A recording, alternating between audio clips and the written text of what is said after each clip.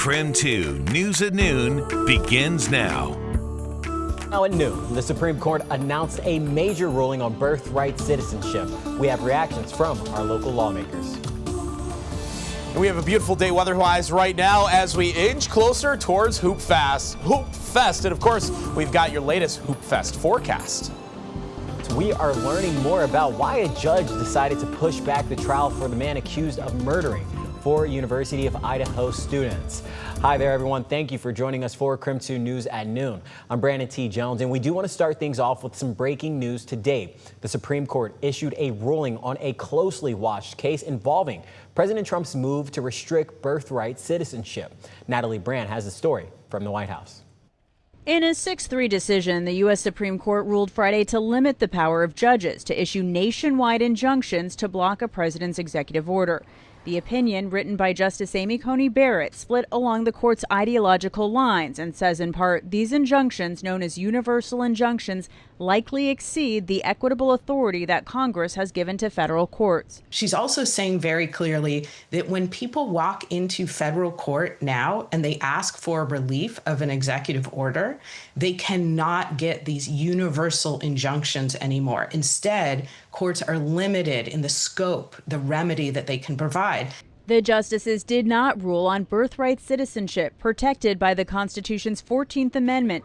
But President Trump, hailing the decision as a monumental victory, said the administration plans to move forward with his executive order. This lets us go there and finally win that case because hundreds of thousands of people are pouring into our country under birthright citizenship, and it wasn't meant for that reason.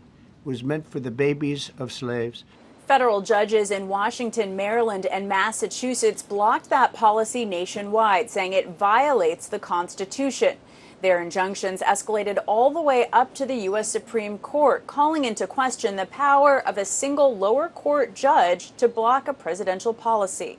Writing for the minority, Justice Sonia Sotomayor in her dissent said no right is safe in the new legal regime the court creates. In the dissents, what you saw was an argument that, okay, yes, there is a proper process, but there are certain cases where it would be appropriate for a single court to issue a nationwide injunction. The fight over nationwide injunctions goes back years, with presidents from both parties criticizing them. But the legality of President Trump's birthright citizenship order remains unresolved, with legal experts expecting another wave of lawsuits.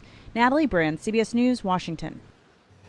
And reactions are pouring in from this ruling. Washington Representative Michael Baumgartner released a statement on X following the announcement, and he said in part, this ruling is much more in line with our federal system and strengthens the union while implicitly respecting its variance in political views. Another reaction in, Washington Attorney General Nick Brown also issued a statement. He said, quote, the Supreme Court's ruling is disappointing on many levels, but importantly, this morning's order does not dispute the issue we handily won in the trial court that President Trump's attempt to strip birthright citizenship and is unlawful and wrong. This is a developing story, so we'll continue to keep you updated on KREM.com and tonight on KREM 2 News at 4. It is Hoopfest weekend, so we do want to go ahead and head back outdoors. Meteorologist Thomas Patrick, he's standing by live out in the Weather Center. And Thomas, we were out this morning. It was nice and chilly, and then it started to slowly heat up with that sun popping out.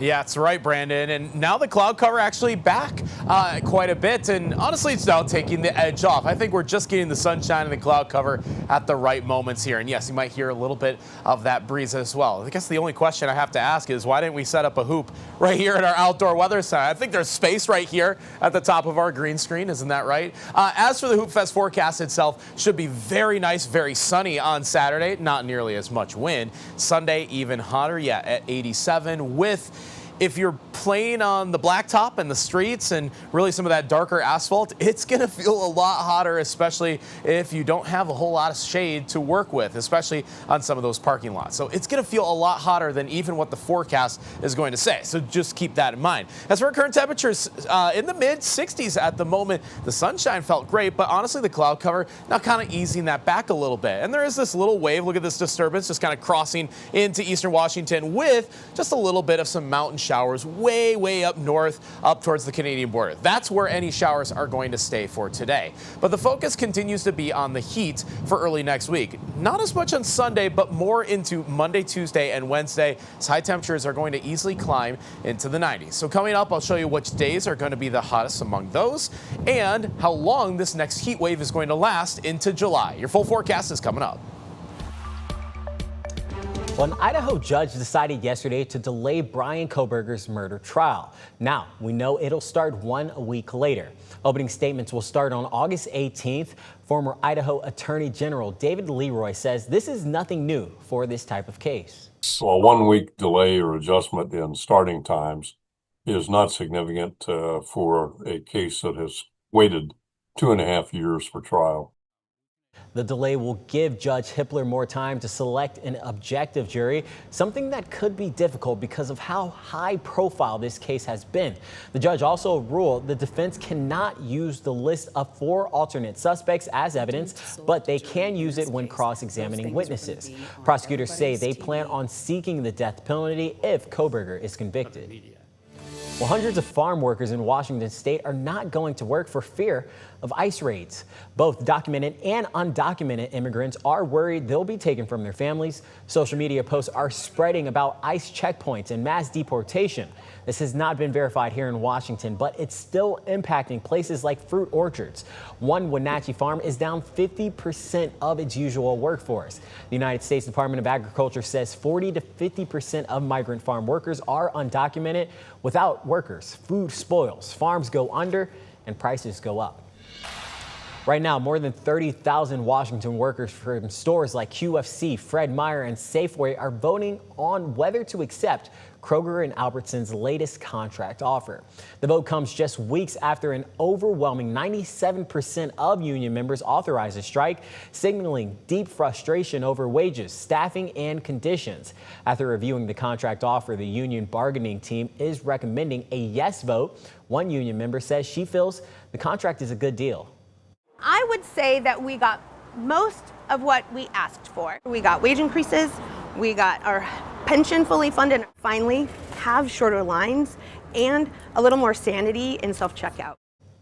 A Kroger spokesperson said they're still committed to bargaining in good faith, and they want to reward workers while keeping groceries affordable for customers.